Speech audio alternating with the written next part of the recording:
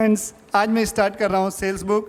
जैसे कि मैंने पहले वीडियो में आपको डिटेल से सारी चीज़ों के बारे में बताया हुआ था, फिर से मैं आपको सेल्स बुक बता रहा हूँ, रिवाइज करवा रहा हूँ, बिकॉज इसके बाद हम कुछ क्वेश्चंस करेंगे। तो जैसा कि मैंने बताया था, हमारे बिजनेस में क्या होती है, दो टाइप से हम माल बेच सकते हैं, कैश में और क्रेडिट में। तो जो भी कैश सेल्स होती है उसकी जो भी डिटेल्स है हम उसको कहाँ रिकॉर्ड कर लेते हैं, कैश बुक में रिकॉर्ड कर लेते हैं।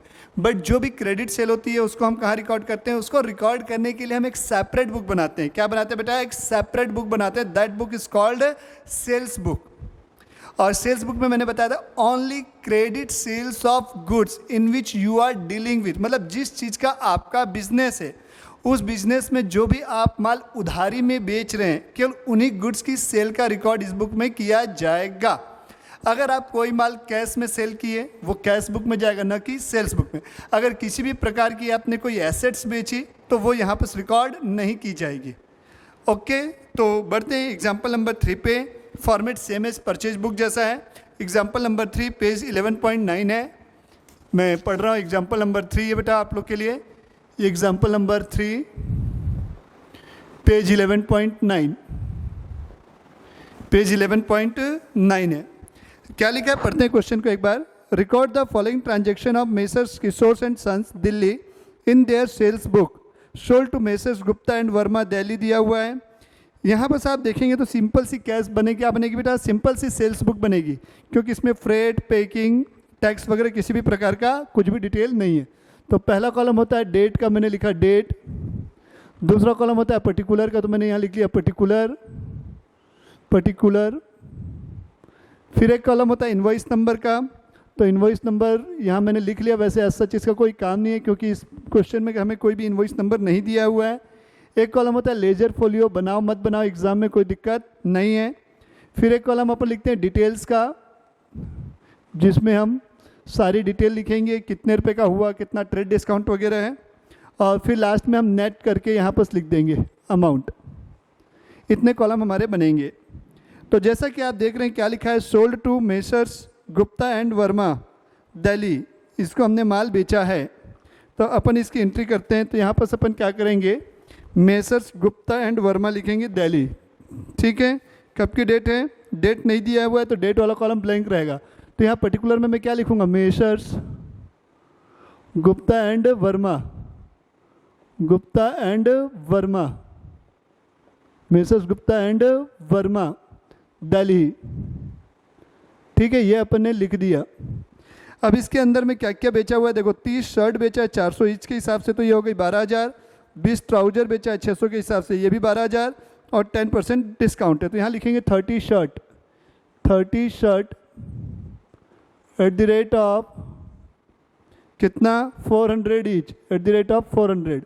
तो ये डिटेल्स, ये इनवॉइस नंबर में भी कुछ नहीं आएगा, लेजर फोलियो में भी कुछ नहीं आएगा। डिटेल्स में हम कितना लिख देंगे, 12,000 रुपीज़ होगा ये। हाँ सर होगा।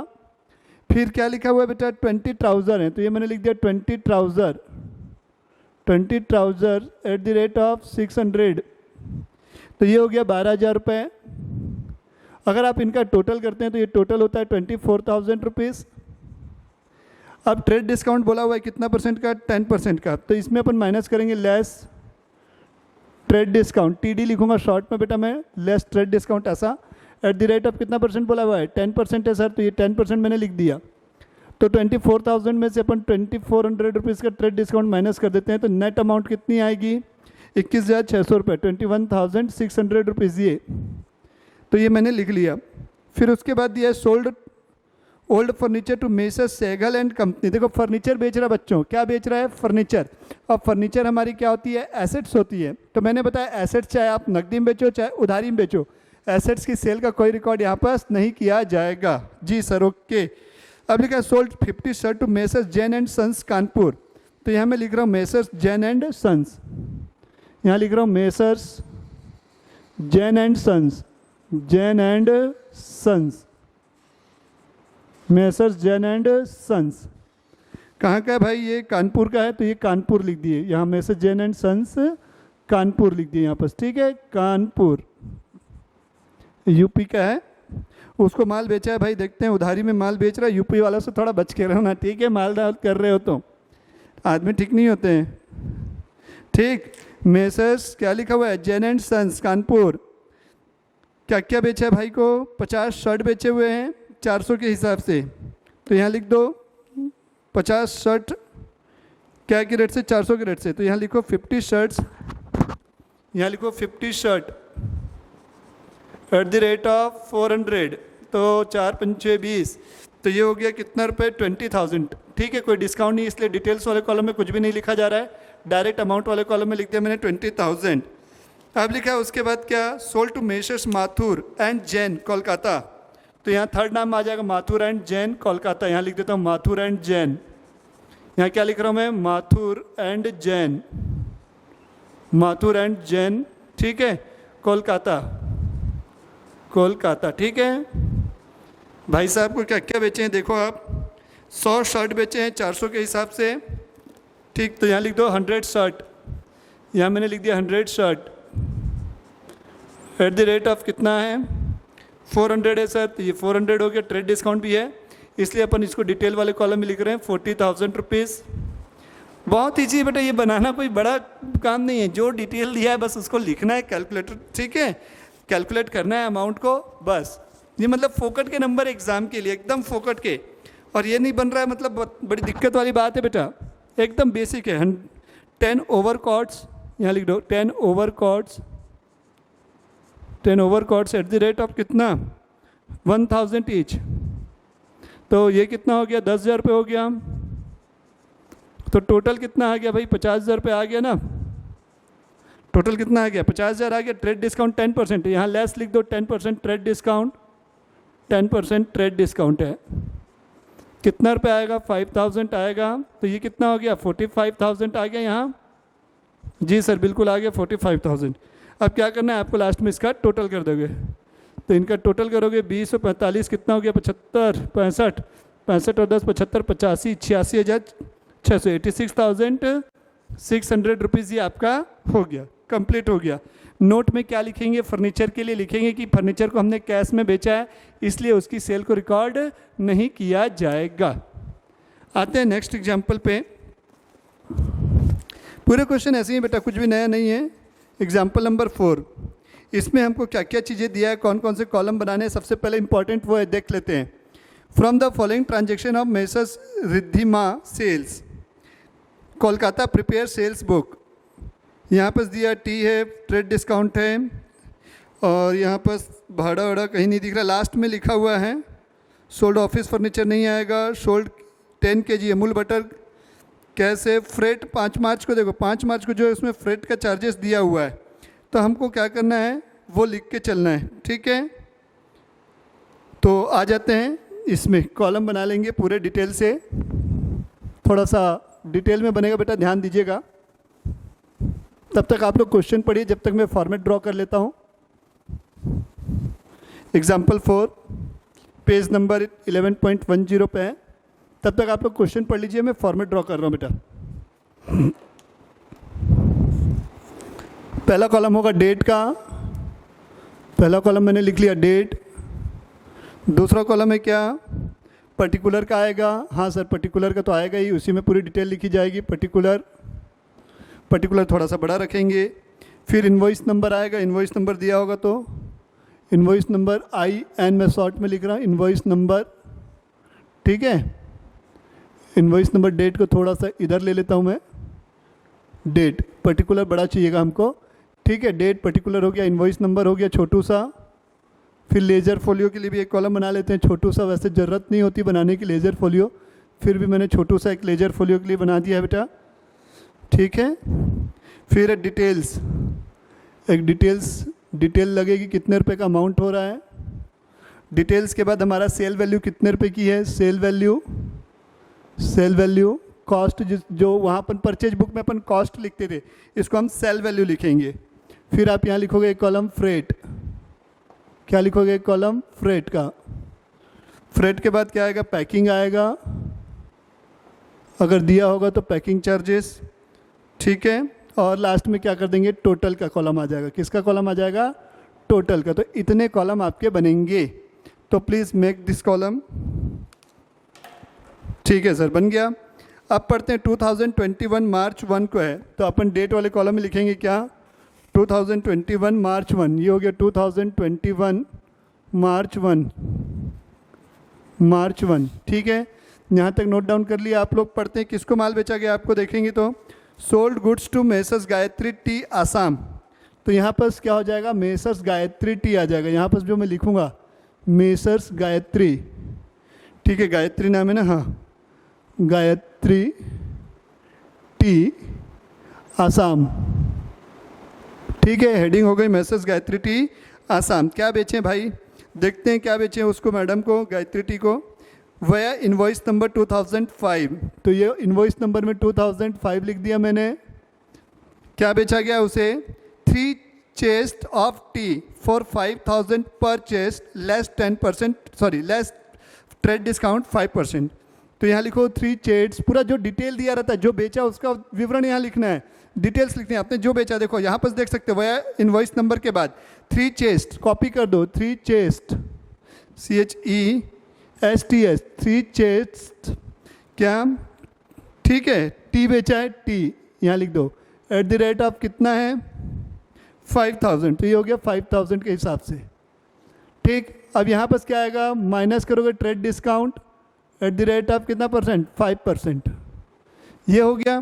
तो यहाँ पर कितने रुपए का आ जाएगा, 5000 × 3, डिटेल्स में हो गया 15000 रुपये, ट्रेड डिस्काउंट कितना हो जाएगा 750, ठीक है। इसको माइनस करके आप देखोगे तो कितना आएगा 14250 रुपये, तो 14250, क्योंकि इसमें कोई फ्रेट वगैरह नहीं है, यही सेम अमाउंट को मैं क्या कर दिया, सेल वैल्यू वाले कॉलम में मैंने कॉपी कर दिया, 14250 रुपये, फ्रेट कुछ नहीं है, पैकिंग कुछ नहीं है, टोटल में 14250 रुपीज़ आ गया। बस बेटा सिंपल, जैसा बोला वैसा आपको करना है, और कुछ भी बड़ा काम इसमें नहीं करना होता है। अब देखो उसके बाद किसको माल बेचा है, 4 मार्च को, sold to Messrs Mohan and sons Kolkata, vide invoice number 2006, 20 kg Amul butter @ 250 पर kg, लेस ट्रेड डिस्काउंट 5 पर kg, sorry let trade discount 5%, discount kg में नहीं देगा यार, ठीक है। मार्च 4, तो ये मैंने लिखा मार्च 4, क्या लिखा, मार्च 4। नाम क्या है दुकान वाले का, मेसर्स मोहन एंड सन्स, तो यहाँ मैंने लिखा मेसर्स मोहन एंड सन्स, तो ये मोहन एंड सन्स, ठीक है, मैंने मेसर्स एंड मोहन लिख दिया। कोलकाता है, कोलकाता लिख दो, कोलकाता।